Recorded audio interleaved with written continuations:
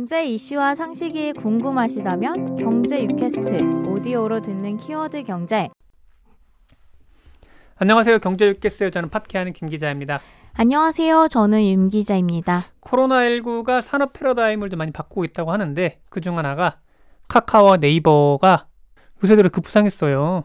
그렇죠. 엄청 오르고 있죠. 이제 언택트 시대에 모든 것을 할 수 있는 만능 플랫폼으로 서비스가 변화하고 있기 때문인데요. 카카오도 그렇고 네이버도 그렇고 생활의 중심이 되고 있습니다.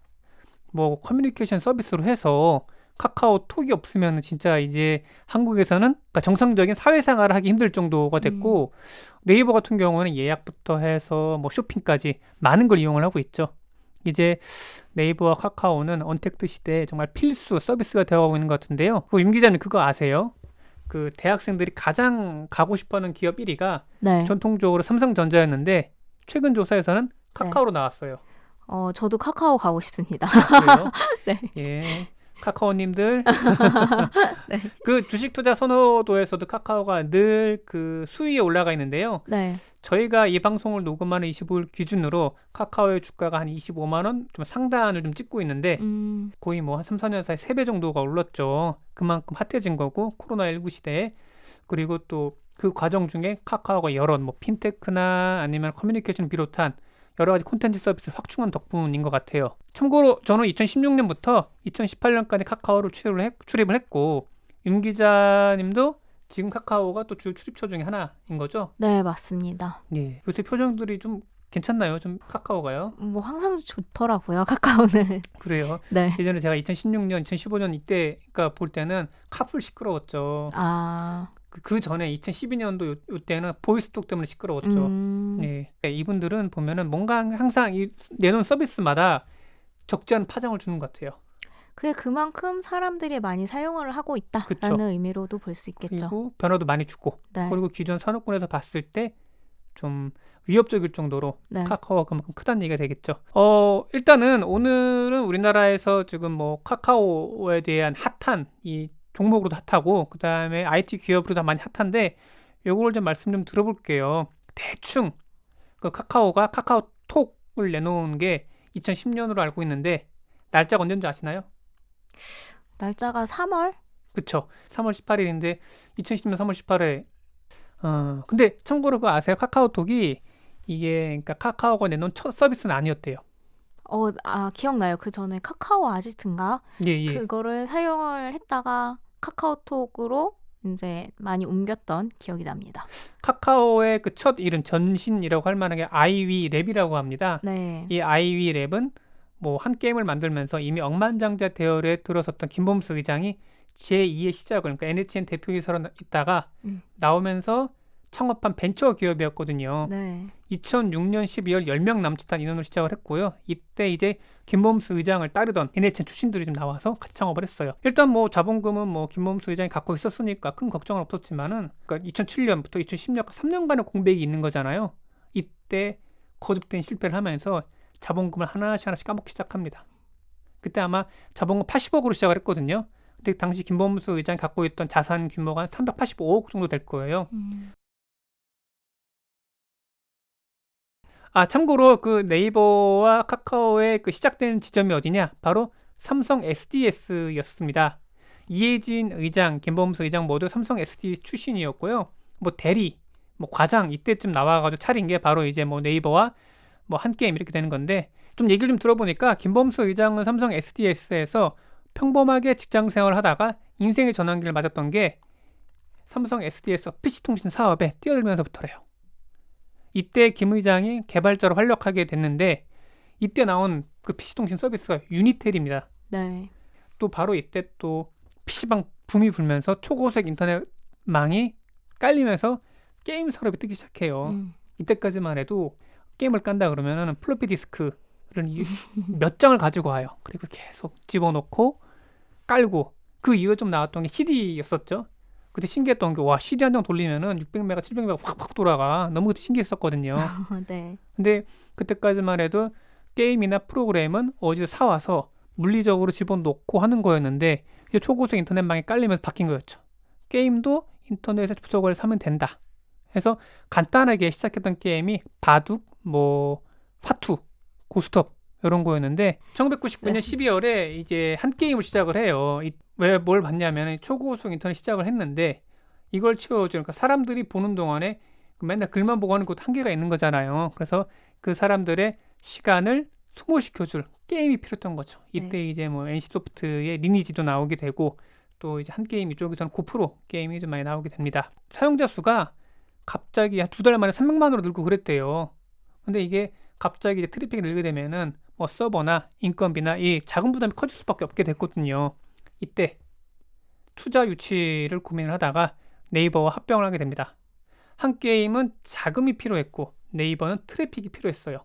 이런 개념은 어떻게 보면 되면 2000년대 후에 그 싸이월드와 네이트가 합병하는 것도 보시면 돼요. 서비스를 같이 하는 거. 왜냐하면 네이트는 트래픽이 필요했고 싸이월드는 자금이 필요했었거든요.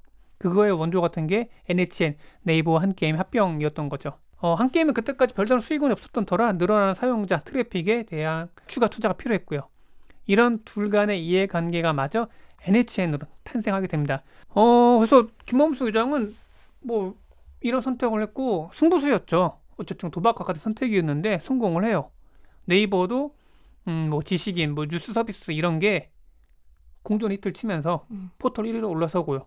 제가 봤을 때 검색 기술은 사실 그때 당시 야후나 엠파스에 비교해 봤을 때 그렇게 네이버가 월등하게 우수하다고 볼 수는 없었어요.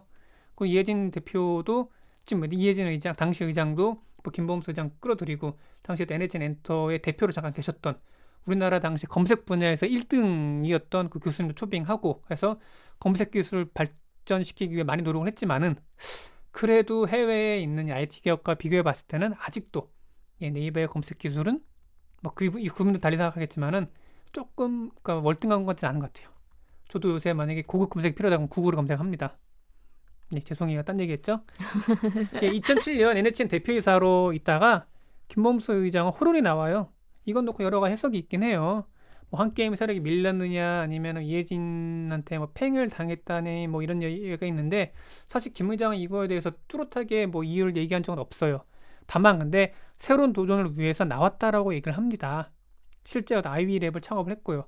아마 근데 이런 창업을 하던 사람이 좀 대규모 조직 기업에서 있기가 좀 힘들었던 부분도 있었을 것 같긴 해요. 그 지금의 카카오 대표인 여민수 조수용 대표 같은 경우에도 NHN 시절에 김범수 대표랑 같이 일했던 사람들이거든요. 그때 눈여겨봤던 사람들이 이제 카카오 대표를 하면서 이제 뭐 스톡 옵션을 받고 본인으로서는 이제 3대가 먹고 살 만한 자산을 모을 수 있게 된 거죠. 제가 봤을 때 전 이렇게 봐요. 이게 아빠를 잘 만나서 부자가 되지 않는 이상은 본인 스스로 비범하거나 그렇지 않으면 비범한 사람의 옆에 있어서 기회를 잘 만나거나 둘 중에 하나인 것 같아요. 어쨌든 간 아이랩은 초반에 실패를 좀 많이 합니다. 블로그 콘텐츠를 주제별로 분류해 준다거나 집단 지성을 활용하는 뭐 질의응답 서비스 등을 선보였지만 성과가 저조했어요. 서비스를 조기에 종료를 하고 그때 딱 눈에 띄었던 게 미국의 아이폰이었다고 합니다. 그리고 미국의 왓츠앱 등 커뮤니케이션 서비스였고요. 이것을 보고 성공 가능성을 예감을 했죠. 그 성공 가능성은 2009년 11월 아이폰 3GS의 출시로 충분히 납득이 됩니다.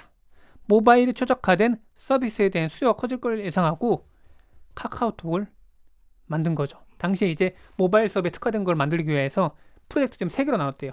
거의 이제 마지막 시도와 같은. 그래서 하나가 아까 말씀하셨던 카카오 아지트가 되는 거고 또 한 팀이 카카오톡 또 하나가 카카오 수다였거든요. 근데 어쨌든 간에 카카오 아지트는 지금도 몇몇이 좀 살아있고 카카오톡은 전 국민적인 서비스가 됐고 카카오 수다는 조기 종료를 하긴 했습니다만은 빠른 의사결정과 그리고 집중적인 그 선택과 집중으로 인해서 카카오톡은 초기 우리나라 모바일 시대 때 주류 커뮤니케이션 서비스로 올라서게 되죠.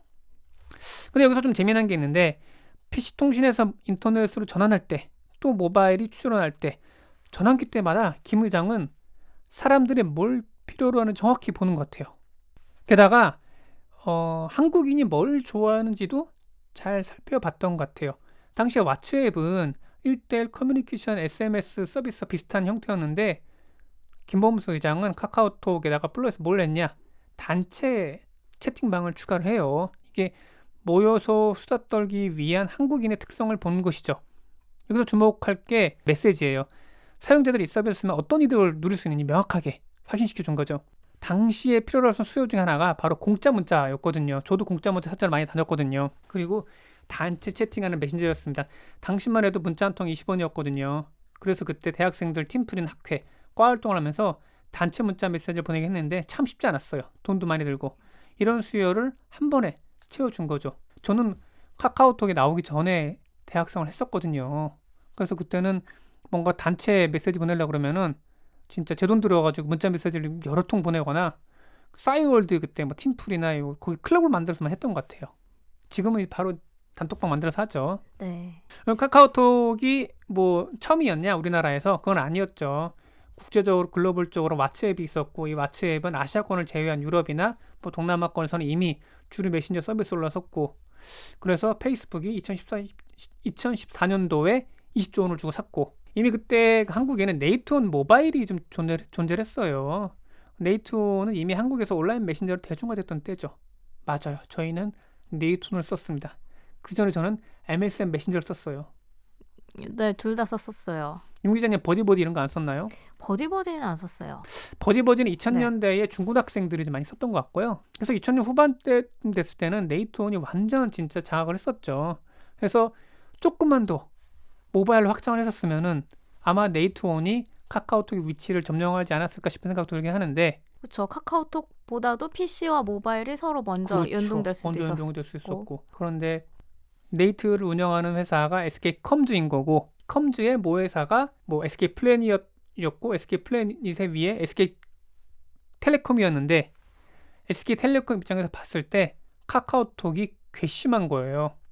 이것들이 문자 한 통당 20원씩 받아야 되는 건데 이것들 때문에 문자 매출 줄어든다. 그래서 2011년, 2012년도 통신사분들 만나면 항상 카카오톡 얘기를 할 때 이것들 때문에 몇 천억 매출 손실 난다.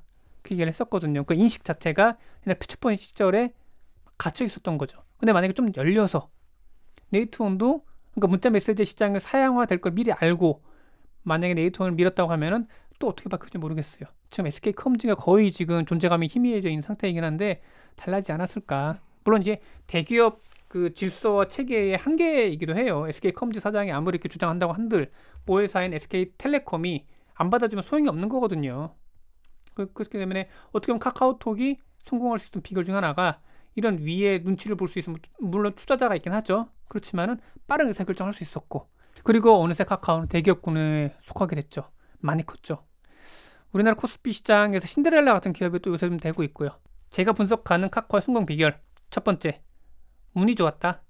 저는 이게 거의 한 70% 이상이라고 봅니다. 특별히 김범수 회장의 뭐 식견도 있긴 하지만은 그 사람들이 특별하게 뛰어났다기보다도 카카오가 서비스 내놓은 그 시점, 그 시절에 운이 좋았다라고 봐요. 아, 그 시점에 딱 그 서비스를 내놓은 것도 사실 실력으로 볼 수도 있겠죠. 예, 실력으로 볼 수 있었죠. 실력이죠. 예. 아까 말씀하신 대로 그 시기에 그 적절하게 그 서비스 내놓지 않았으면은 정말 아마 쉽지 않았을 것 같기도 하고 그리고 카카오톡에 나올 때 그에 앞서 한 게임에 나올 때 그 시점 자체가 산업의 패러다임이 막 바뀌던 때예요.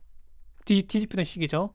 그리고 김범수 사장 자체가 그에 앞서 PC통신을 경험을 했고 큰 맥락에서 변화의 변곡점 볼 수 있었던 시야와 시각 가질 수 있었던 거죠. 이거는 김범수 의장 세대가 받은 또 하나의 축복이라고 생각을 해요. 우리나라 인터넷 사업 창업자들이 보면 86학번, 87학번들이 많이 좀 있어요. 유명하죠. 당시 우리나라에 컴퓨터가 좀 처음 소개됐고 그들이 졸업하던 뭐 93년, 94년 뭐 이때는 PC통신을 필두로 했던 초기 인터넷 시장이 열릴 때였고 그리고 그들 창업자 이혜진, 김범수, 김정진, 김택진 등의 이 사람들을 공교롭게 카이스나 서울대 등 우리나라 최고 지성집단에서 거의 최초로 뭐 거의 처음 네트워크를 접할 수 있었죠. 그러니까 이런 대변화의 시기를 앞두고 남들보다 먼저 신문물을 접할 수 있다는 게 굉장한 이점이 됐다고 봅니다. 비즈니스가 폭발적으로 성장하던 때 그 시를 잘 탈 수 있었던 것이 바로 그들이었고요. PC통신에서 초고속 인터넷으로 변화하고 그리고 이제 모바일 시대로 접어드는 이 와중에 어쨌든 그들은 이미 다 준비가 돼 있었던 것이죠. 두 번째가 그 대변화의 시기 때 사람들이 뭘 필요로 하는지 잘 알아서 봤다는 거예요. 아까 윤 기자님 말씀하셨던 그 능력인 거죠. 그리고 이를 실현할 추진력과 자금력 그리고 기본적인 개발 역량이 있었다는 점입니다. 그리고 세 번째가 꾸준함이 아니었을까 싶은 생각을 합니다. 자신의 생각을 유지를 하고 그것에 대한 꾸준함인 거죠. 누군가는 미쳤다 하겠죠. 야 400억 돈인데 그 왜 투자를 사업을 하냐? 먹고 놀고 먹고 살지. 응? 그러니 할 텐데. 그리고 또 두 차례 세 차례 실패를 했을 때 김범수 약발 다 됐다. 이제 끝내야 됐다. 보지도 못한 서비스 이거를 해서 뭐 얼마나 성공하겠느냐. 내부의 반대 있었을 거 아니에요. 그리고 그 이후에 아니 카카오톡 돈도 못 벌면 왜 이렇게 돈을 많이 쏟아붓느냐. 어떻게 할 건지 어떻게 벌 거냐.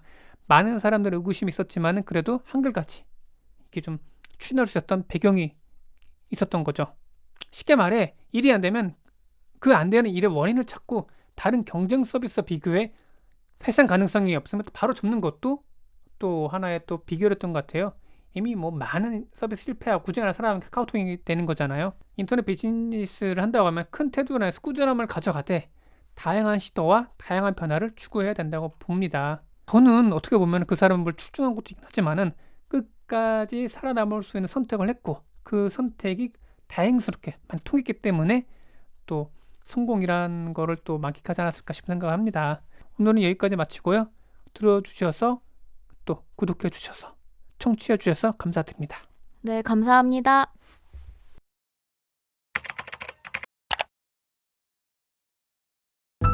여러분의 구독과 좋아요는 큰 힘이 됩니다.